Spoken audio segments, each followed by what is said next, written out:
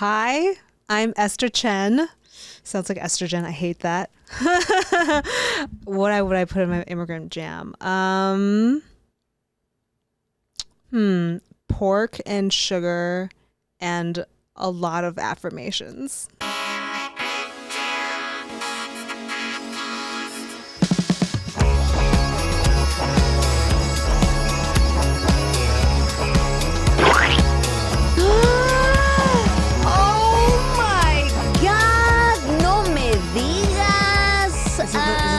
It's the pork. It's the pork, but more importantly, it's time for a new episode of Immigrant Gem Le Podcast. Yes, we are back. Oh my goodness, what are you doing right now? Are you chopping up pork?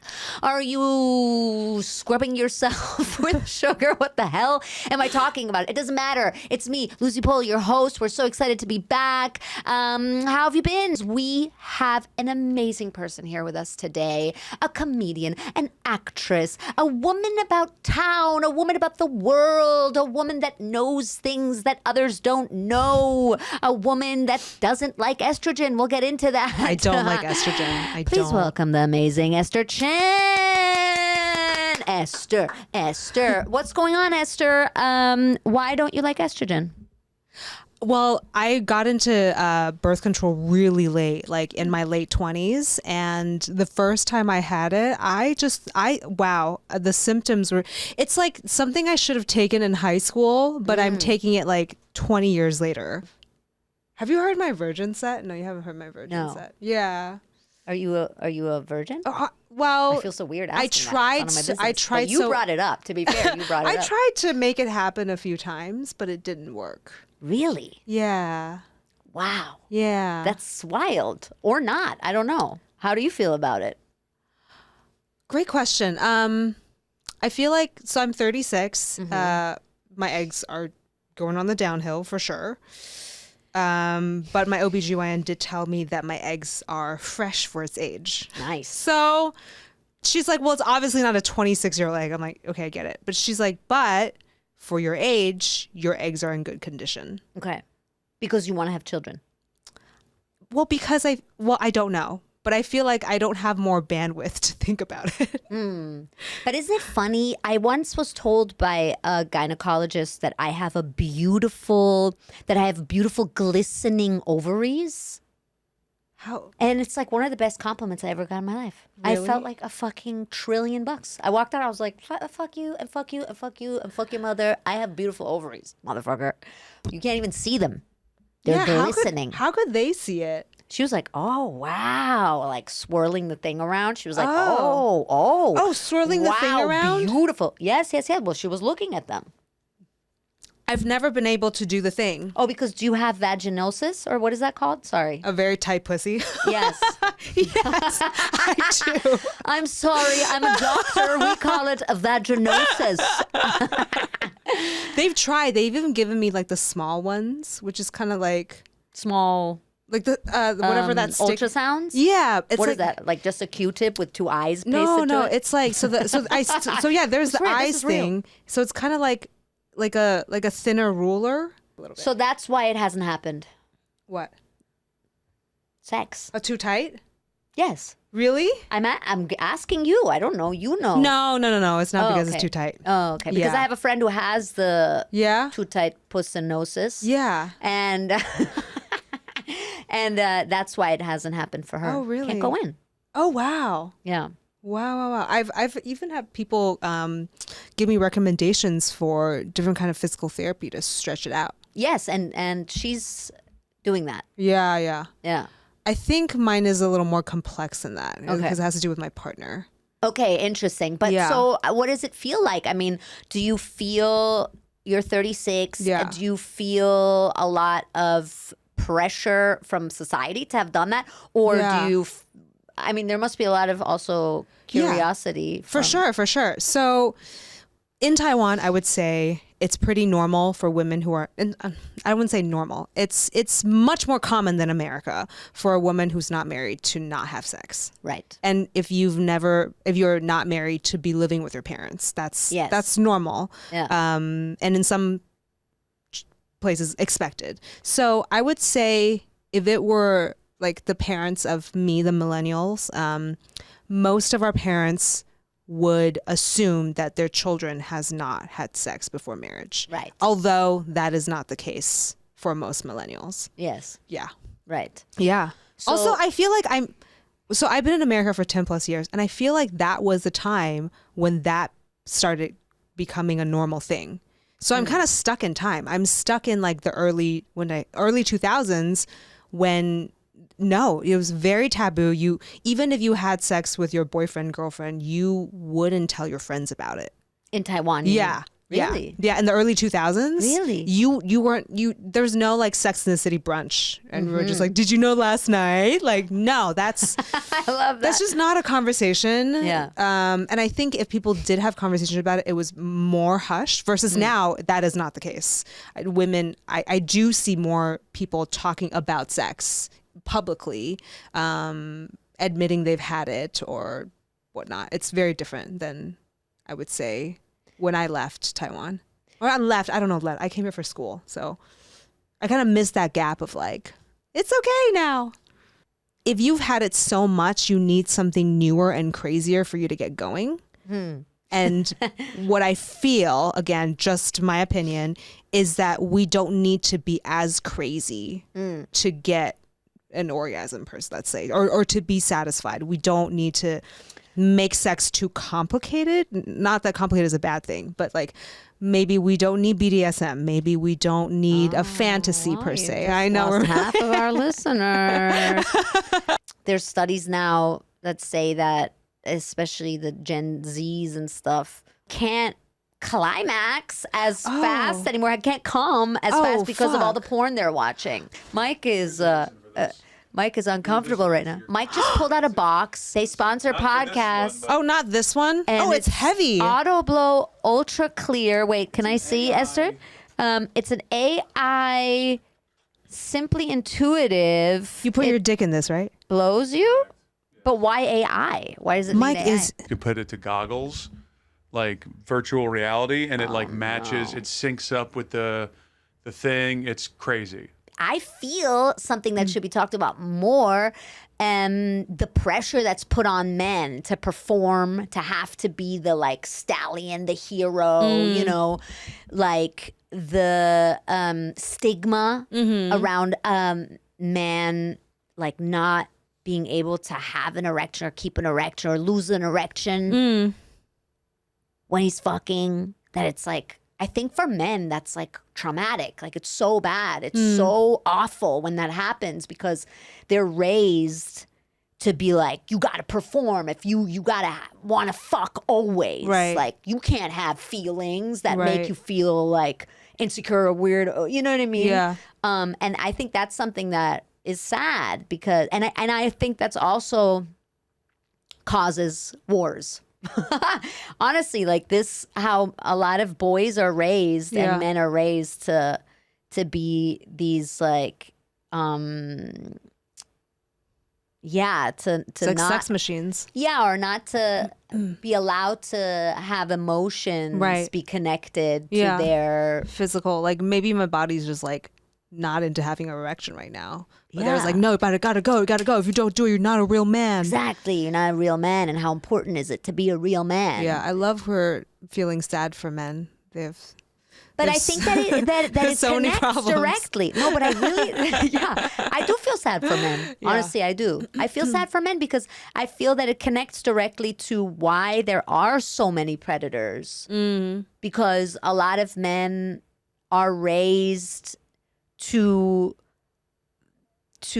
not be in touch or be allowed to feel emotion and to That's real. That's very real. Yeah. I find a lot of my male friends, a situation happens and they're not able to have an emotion about it. Yes. Like they cerebrally know an emotion, but their emotion's just not accessible until and that fucks you up. until the volcano explodes and then everything comes out. No, but for example, have you followed this trial in France at all with that woman? Oh, I that have not. I was- saw a little bit and how they're redefining what rape means in well, France. and she was raped by like 100 men unconscious. Her my husband God. drugged her. Oh, and oh then my like God. over 100 men came and had sex with her while she was unconscious. And just a lighthearted episode, this one. Wait, how did her And- husband find 100 people to do this? And that's exactly my point. That's and that's exactly the crazy. point that the media also is making, and that she's trying to make by going public with all of this and having her name out there publicly, is that it's 100 men ranging from 26 to 76. Oh my God. They're all different walks of life, all different types of men. There's a journalist, there's a nurse, there's a plumber, there's a truck driver, there's, it's He all planned different. this. He really went out Yes. to find 100 people who are willing to do Well, this. it went on for like 10 years. But so it just means like, Wow. of course, not all men, but, well, it's always men though. But there has to be like a source for where this comes from. And I think it has to also start with like how men are raised, how boys are raised, and how this like connection to sex and to manliness and like manhood and like go fuck, and this like old stigma of if a woman has a lot of sex, she's a slut, and if a man has a lot of sex, he's a hero. That also is something that is probably a burden for men, Yeah. being raised like that. Yeah. So You feel that way? we have compassion for men here. We do. Or for example, if a man has a small penis, that's not good. No, I feel so bad laughing like this, but it's not. It's horrible for the man. Really? Yes, right, Mike? No, Really? Mike has a friend who. No, has but it's a not penis. with women. It's with other guys. It's kind of like Exactly. the women hate women, men hate men thing. Right. You don't wear makeup for men. You wear it for, you know what I mean? Like, it's Right. if you're trying to impress your friends. Like, if a Right. guy finds out that another guy has a small wiener, it's a wrap for It's him. done. Yeah, it's done. What does that mean? You don't have friends anymore? Or They've all abandoned me because of my tiny penis. Yeah. No, but they make fun of you. Yeah, yeah, They you- don't see you You're as a real just a man. small penis, Wow. and that's it. Yeah, it's tough. Yeah. It's Wow. tough. There's even a song. Which Don't one? want no shorts. Like that. If you're a guy with a small dick, that must hurt. That song. Are your parents still around? yeah. Do they My dad's old. My dad's in his 80s. watch your comedy or your? No. Do they definitely know not. you do comedy?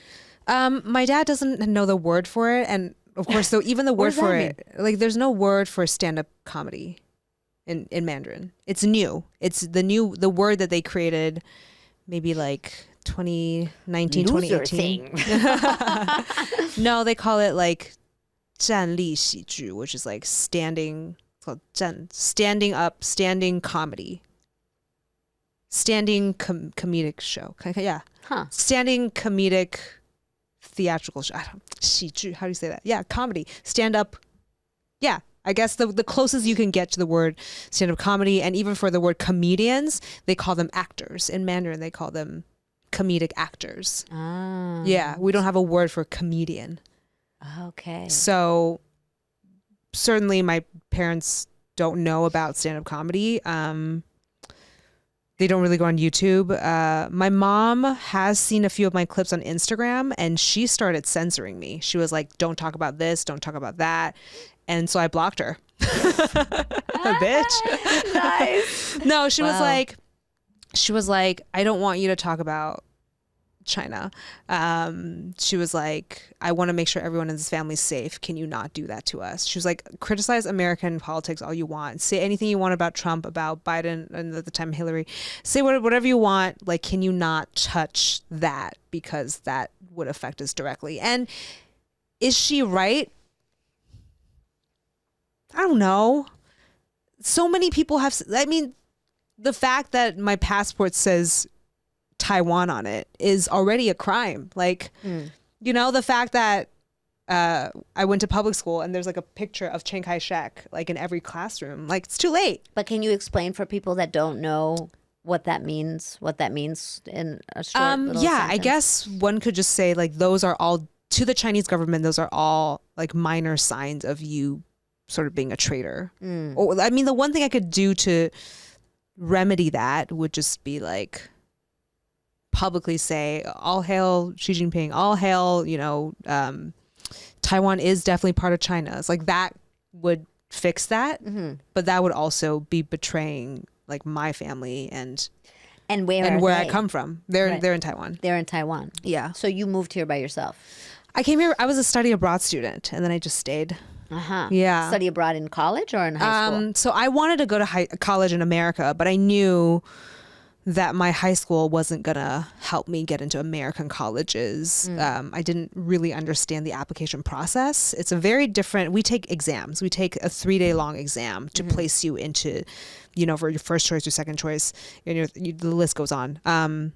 So no one in my family quite understood it. My sister did get into an American college, but like 14 years ahead of me, where things are so different now. So I asked my mom, what does she feel about me coming here my last 2 years of high school, so that at least I'm in the environment where like other kids are doing the same thing and I can have a better understanding of. And so you came by yourself? Yeah, I went to boarding school. Whoa. At what, 15? 16. I went for junior and senior year. Where? Long Island, Stony Brook. Whoa. It's very ultra Christian school. Yeah. Yeah. Wild. Yeah, very wild. And you had never been to the U.S. before that? I had been to Florida. That was my understanding of America. Well, Long Island is the Florida of New York, so. This beach, palm trees. Yeah. I went to Orlando, maybe? Orlando? I think Orlando. I think I went to Orlando when I was 9. And did you love it when you got here? What was it like? Oh my gosh. There's this terrible thing I did that I'll never forget. I told an overweight white man that he was pregnant, and he was so mad at me. He grabbed me. And I think I was like 8 or 9. He was so mad at me.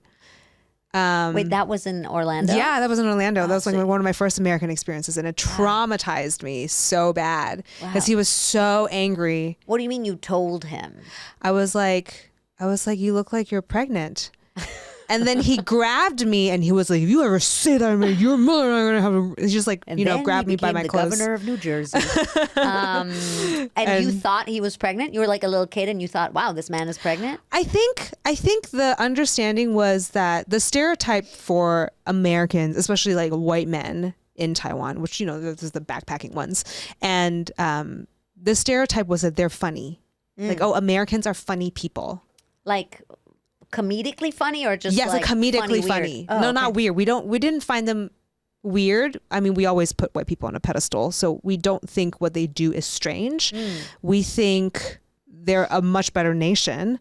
The nation of the world, right? America. And then when they talked, it always carried some kind of humor. Oh. There's always this casuality. There's always like, even if it's not like a set up punch, there's room for humor and there's room for kidding around. Like, right. Kidding around is like part of the culture. Yes, and that's true. Yeah, it's true. Yeah. We're like, hey, how you doing, man? Like, oh, just like, yes. We're totally. not so like, hi, Lucie, how are you? Oh, so good to see you again. Oh my God, it's been so long. Oh my God, you look so wonderful. I love what you're wearing today. Right. That formality that you meet people is not there. Yes. And then like, giving you like a little bit of a nudge or teasing you a little bit was encouraged, I guess, from my understanding of American culture. Right. And how I would see my aunt tease my cousins would be like that. I'd be like, oh man, you pregnant? Things like that. So that was my understanding of humor from my aunts who were very unfiltered. And so I was like, oh, well, now I'm in America. This is part of their culture. And he was very, very mad. By my attempt to be American humorous was, yeah. And then you wanted to come back to this country. You were like, I'm going to come back. I'm going to tell everybody they're pregnant. Well, yeah, I think I was just really, really ambitious to get into an American college. I mean, I think it was so instilled in me that if I didn't have an American education, like my future would have been wasted. And because I wasn't a great test taker. So I knew if I had finished the public school system, I would have just, I think, gone to a school in a university in Taiwan that my parents would have been ashamed of. Oh. And it was so hard because they're educators. So that's even harder. It's like, well, I'm an educator, but like I have a failed child. And so the only way I could redeem myself was to like kick my asshole and like get into like the best school I could possibly make happen. Wow. Yeah. And so you did go to college here. I did go to college here. Yeah. Nice. Yeah. Where'd you go? NYU. Okay. That's a good school. It's a good school. I remember it was a #1 dream school. The year I applied, there were 10,000 applications and they took less than 10%. What did you study? Communications. So you come from a place that has been marked, and probably your whole life and your parents' life has been marked by this like dictatorship basically in China, right? Marked as in like affected? Yeah. Yeah. What do you think You're trying to get me canceled here. about the looming Donald Trump possibility of Donald Trump becoming president? Well, that's so hard to.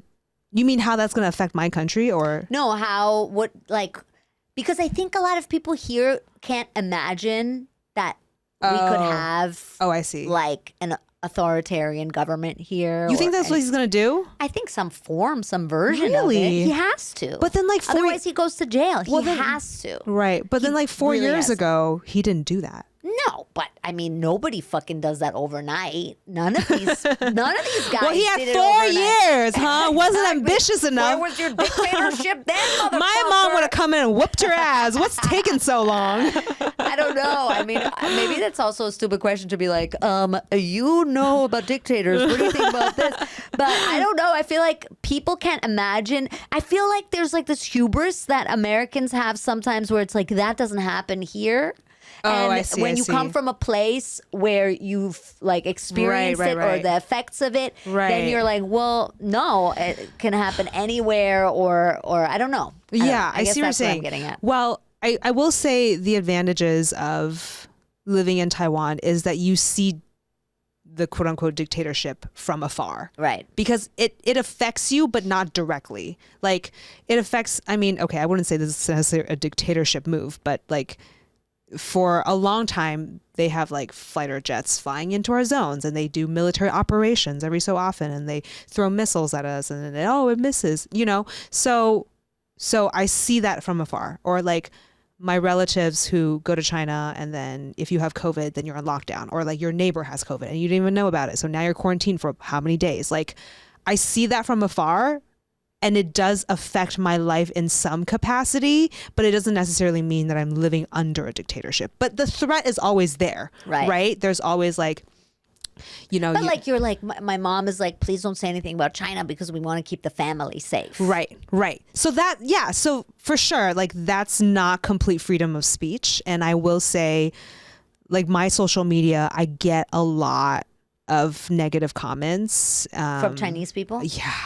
And sometimes it gets really crazy and out of hand. Like there's a few days I just had to like delete my Instagram. I can't look at this. It's exploding, the amount of negative comments and death threats, DMs. It just gets a lot. So I understand what she's saying, but what's so tricky is like, if you don't talk about it, I mean, I agree with what she's saying. Is it better? Is it safer to not talk about it at all? Sure. Of course it's safer. But if you don't talk about it at all, that means you are roped under their rule of wanting to censor you. So I feel like there's no good place to be to really protect yourself.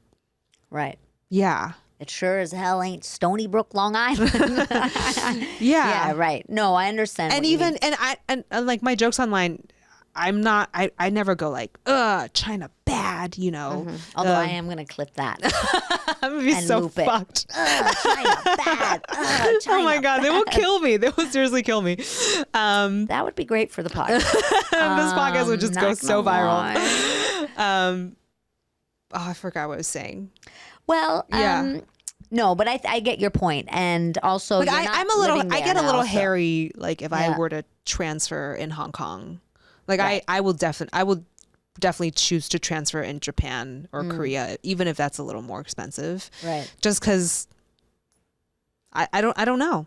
I don't know. I'm sure I'm not anywhere important enough. But, you know, if you're then dealing with customs and then, who's going to really save you? I don't know. Right? David Hasselhoff, maybe. Who's like, if Saves really me. anything happens to me in China, like, why would the American government care to save me? No, for sure. Yeah. Yeah. I mean, maybe because of your tight pussy. I don't know. Right. Sorry. That's what they want. That's so valuable to them. They should auction it. Oh, that's my ransom. Yes, they my should ransom. auction it. Hey, $30,000. Come bail me. That's horrible. Esther, I could talk to you for hours, but yet we cannot talk for hours. Oh, I will say though, I have gone to the French website. I think it's called Cinderella Stories, where they do auction their virginity. Oh, that's horrible. And the Disgusting. women have little stories about themselves and why they want to auction their virginity. Ugh, I don't know. I think that's sad. I mean, Really? everybody should do whatever they want. But yes. Really? Yes. I was kind of like, oh, well, if one day I really need this, as long as a backup. Oh, I don't know. I really want this down payment. Ugh. And then you have to meet up with the fucking nasty And some of the person who just paid women, money for your virginity. they end up dating them. Yeah. Yeah, sometimes they end up called dating. sex trafficking. Yeah, just look Yeah. at P. Diddy. Yeah. Okay. Well, that was awkward. No, I don't auction your virginity. Really? No. Really? No. I feel like it's priceless. Oh, really? know? You think it's priceless? Yes, I do. I'll tell my boyfriend that. Yeah, tell him that. Esther, we must now embark on the journey that is the poll questionnaire. Oh, no, Esther we're Chen of Taiwan by way of Stony Brook, Long Island, by ew. way of tight pussinosis. Are you ready to play the poll questionnaire? Let's play the whole question. Okay. Air. Esther Chen, if you were president of the United States Oh of my America, God. what American food would you ban? So many. I would say, chicken parmesan is. I love that answer. That's such a good answer because that's not actually Italian. No. Americans made that up. I think I it's don't- gross too. I think I'm with it's- you. Yeah, Get rid this of is chicken fried, this is parm. fried. Why Get this the soggy? fuck out of here. Gross. Great. Love that. Mike is shaking his head. Oh, you love chicken parm? He's a foodie. Good chicken parm is delicious. There's a lot of bad chicken parm out there. Okay, I'm I'll glad to agree know with that. You. And I'm Italian, so Okay, but even the flavor, I don't. It's not flavorful enough for me. 25%. Esther, if you had to come up with a catchphrase for the United States of America, what would it be? Don't come here. This is a horrible place to be. Don't come here. Don't come. We don't have room for you. No. Okay. It's not that great. I know that's a better It's not that phrase. great? It's really not. I never had the fantasy, and even then, it's not that great. It's not that great. It's better America. where you are, really. That's hilarious. Esther, if you could deport one American person, Oh. who would you deport? Oh my gosh. I feel like I've never experienced this much power. I know. It's like being a man. Exactly. I feel like this is the land of the free, I guess. Whoever, however, is allowed to be here. Sounds like a Shakira song. Wherever is allowed to be here. Esther wants to deport no one and everyone. Esther, I want to deport myself. I want to get the fuck out of here. Deport me. Oh my God. deport Esther. Deport me. Sign the petition. No, make it happen. Just get my ass out of here. Esther, what is the most Taiwanese thing you've ever done In America? in general in life? General? Oh my God. Wow, so many. What's the most Taiwanese thing? Well, what do you think Taiwanese means? What's Taiwanese people like? I'm not gonna do that. Oh no! Do you have Taiwanese friends? And describe your Taiwanese friends if you have any. Or what's I your thought we were stereotype? friends? Okay, great. Well, so what do you think my quality? When you say, "Oh yeah, Esther's Taiwanese," and No. she's Taiwanese because of this. This is not about me. Okay. Oh fuck. What, Mike? Do you know anything about Taiwan? Well, I know it's in a deep battle with whether it is part of mainland China. If it is China, Oh yeah. I know a lot about the food. That's about it, though. Oh, I know they don't have chicken parm. I know we don't have chicken parm. What's the most Taiwanese thing I've done? It's so hard because I feel like my personality isn't very Taiwanese anymore. I know it's not Thailand. That's true. Ooh. It's A not. lot of people confuse the two. That look like me. Maybe when I got into an argument with a security guard at the Olympics. I think that might be the most, maybe. So like they wouldn't let me bring in this one sign that I made. And so the rules are you can't bring in the flag because Taiwan's not recognized in the Olympics, China, blah blah blah. So you can't bring in the flag. And then the other word they used, I think, was like anything politically contentious. Which was now like, you know, whatever they, you know what? Right. These shoes are contentious. They were like, I can't wear them in. They're very contentious. So I had one sign that wrote the word Taiwan. And they're like, you can't bring it in. I'm like, really? Well, what am I supposed to say? Like, go Mars? How am I supposed to cheer for my team? I can't even, So I have another sign that says the official name, which is Chinese Taipei. We can't go, So I was like, go Chinese Taipei. And then it has just the shape of the island. And then they're like, that's not okay. And that I was like, why the fuck is that not okay? Yeah. And my boyfriend he's not Taiwanese. And he just didn't understand why I was so angry. And I was just like in flames. I was just like, yeah. That's a very like, Taiwanese thing. I think so. Yes. I think that's very We're Taiwanese. angry too. We are all Taiwanese tonight. Esther, one last question, please. Just the first thing that comes to your mind. Okay, I need try to be know, fast. do you know how I can meet David Hasselhoff? I don't even know who that is. Perfect. Is he German? Perfect. He's not Taiwanese, right? No. He is 100% Taiwanese. He's Really? the king of Taiwan, and I Really? can't believe you don't know him. Oh, stop. No, he's American, He's but a citizen of the world. he's a citizen of the world. It's But this Germans guy? love him. It's this guy, yeah. I've never He's seen Knight this guy. Rider. He's Mitch. He's Baywatch. He's fucking David Hasselhoff. Oh, Baywatch. I've heard Yes. of Baywatch. Yes. Oh, I only know him and about the old Pamela Pam. Anderson. Sorry. No, you pay Whoops. attention to the right person, I think. Esther, for the two people that don't already follow you, where can people find you online? The Esther Chen on Instagram and I think everything else. The and Venmo. Esther Chen. And Venmo. Oh, she dropped the Venmo. Listen, if you want to see the negative Chinese comments, I didn't block all of them. So if you go to my channel and you go to some of the Olympic videos, you'll see a lot of it. And you better send $1 to her Venmo for each negative comment you see, Oh, man. motherfuckers. Billionaire. Follow Esther Chen. Check out everything she does. Leave a nice comment. Tell her what you think about tight vaginas. I don't know. Don't do Sure. that. Esther, thank you so much for being here. Yeah, Esther I've wanted to be on this podcast for so long. I know. So fun. Give it up for Esther Chen. Give it up for Mike Albanese, producer extraordinaire. Oh my God, he's back in the house. We feel so honored. We're blushing. We're flushing. We're having hot flashes. I don't even know what that means. Come to the live show. Immigrant Jam Live, October 4th is the next one. We are also doing a 100th episode recording of the podcast as part of the New York Comedy Festival on Oh my November gosh. 17th at Caveat. It's going to be bonkers. And Come on he's out. coming. David Hasselhoff will be there. Absolutely, 100%. Thank you so much to all the patrons. We love you so much. You know who you are. Please like and rate and subscribe and review and do everything. Thank you for being here. Have a good night. Have a good night.